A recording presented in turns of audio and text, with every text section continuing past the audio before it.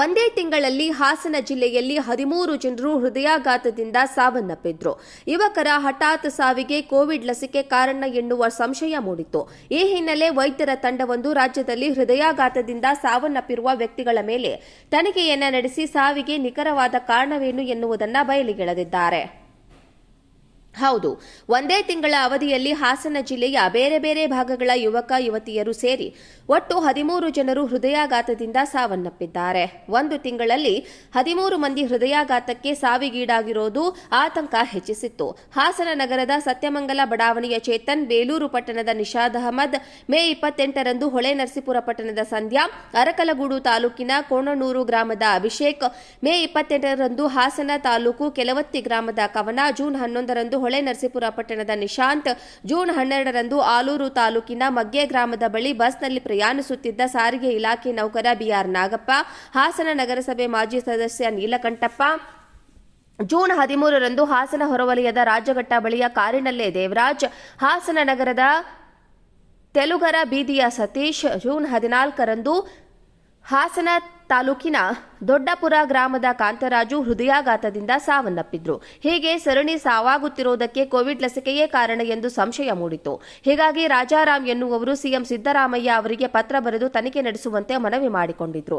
ಮನವಿಯನ್ನ ಆಧರಿಸಿ ಸಿಎಂ ಸಿದ್ದರಾಮಯ್ಯ ಅವರು ತನಿಖೆ ನಡೆಸಿ ವರದಿ ಸಲ್ಲಿಸುವಂತೆ ಮುಖ್ಯ ಕಾರ್ಯದರ್ಶಿಗೆ ಸೂಚಿಸಿದ್ರು. ಬಳಿಕ ನುರಿತ ವೈದ್ಯರ ತಂಡ ಯುವಕರ ಹಠಾತ್ ಸಾವಿನ ಬಗ್ಗೆ ತನಿಖೆ ನಡೆಸಿದೆ. 18ರಿಂದ 45 ವರ್ಷದ ಒಳಗಡೆ ಹೃದಯಾಘಾತದಿಂದ ಸಾವನ್ನಪ್ಪಿದ 250 ಮಂದಿಯ ಸಾವಿನ ವರದಿಯನ್ನ ತನಿಖೆಗೆ ಒಳಪಡಿಸಿ 4 ತಿಂಗಳುಗಳ ಕಾಲ ಅಧ್ಯಯನ ನಡೆಸಿ ಹೃದಯಾಘಾತಕ್ಕೆ ಕೋವಿಡ್ ಲಸಿಕೆ ಕಾರಣವಲ್ಲ ಎನ್ನುವ ವರದಿಯನ್ನ ಸಿದ್ಧಪಡಿಸಿದೆ. ಹೃದಯಾಘಾತಕ್ಕೆ ಯುವಕರು ಬಲಿಯಾಗಲು ಕೋವಿಡ್ ಲಸಿಕೆ ಕಾರಣ ಅಲ್ಲ ಎನ್ನುವುದು ಸಂಶೋಧಕರ ವರದಿಯಲ್ಲಿ ಬಯಲಾಗಿದೆ. ಸದ್ಯ ವೈದ್ಯರು ಸರ್ಕಾರಕ್ಕೆ ವರದಿ ಸಲ್ಲಿಸಲು ಮುಂದಾಗಿದ್ದಾರೆ. ಕೋವಿಡ್ ಲಸಿಕೆ ಕಾರಣ ಅಲ್ಲ, ಬದಲಾಗಿ ವಿವಿಧ ರೀತಿಯ ಕಾರಣಗಳಿವೆ ಎನ್ನುವುದನ್ನು ಪತ್ತೆ ಹಚ್ಚಿದ್ದಾರೆ. ಮೃತಪಟ್ಟವರ ಪ್ರತಿಯೊಂದು ಮೆಡಿಕಲ್ ರಿಪೋರ್ಟ್ ಅನ್ನು ಸಂಗ್ರಹ ಮಾಡಿ ಕುಟುಂಬಸ್ಥರ ಹೇಳಿಕೆ ಸಂಗ್ರಹಿಸಿ ವರದಿ ತಯಾರು ಮಾಡಿದ್ದಾರೆ. ಒಂದೇ ತಿಂಗಳಲ್ಲಿ ಹಾಸನ ಜಿಲ್ಲೆಯಲ್ಲಿ 13 ಜನರು ಹೃದಯಾಘಾತದಿಂದ ಸಾವನ್ನಪ್ಪಿದ್ರು. ಯುವಕರ ಹಠಾತ್ ಸಾವಿಗೆ ಕೋವಿಡ್ ಲಸಿಕೆ ಕಾರಣ ಎನ್ನುವ ಸಂಶಯ ಮೂಡಿತ್ತು. ಈ ಹಿನ್ನೆಲೆ ವೈದ್ಯರ ತಂಡವೊಂದು ರಾಜ್ಯದಲ್ಲಿ ಹೃದಯಾಘಾತದಿಂದ ಸಾವನ್ನಪ್ಪಿರುವ ವ್ಯಕ್ತಿಗಳ ಮೇಲೆ ತನಿಖೆಯನ್ನ ನಡೆಸಿ ಸಾವಿಗೆ ನಿಖರವಾದ ಕಾರಣವೇನು ಎನ್ನುವುದನ್ನು ಬಯಲಿಗೆಳೆದಿದ್ದಾರೆ. ಹೌದು, ಒಂದೇ ತಿಂಗಳ ಅವಧಿಯಲ್ಲಿ ಹಾಸನ ಜಿಲ್ಲೆಯ ಬೇರೆ ಬೇರೆ ಭಾಗಗಳ ಯುವಕ ಯುವತಿಯರು ಸೇರಿ ಒಟ್ಟು 13 ಜನರು ಹೃದಯಾಘಾತದಿಂದ ಸಾವನ್ನಪ್ಪಿದ್ದಾರೆ.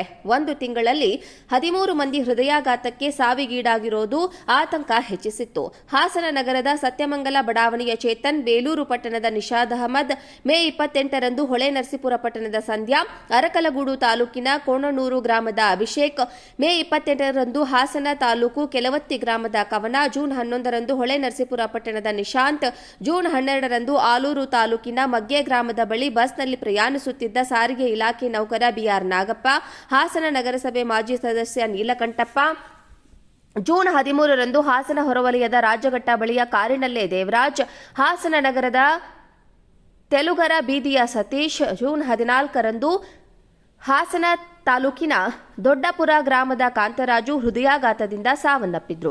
ಹೀಗೆ ಸರಣಿ ಸಾವಾಗುತ್ತಿರುವುದಕ್ಕೆ ಕೋವಿಡ್ ಲಸಿಕೆಯೇ ಕಾರಣ ಎಂದು ಸಂಶಯ ಮೂಡಿತು.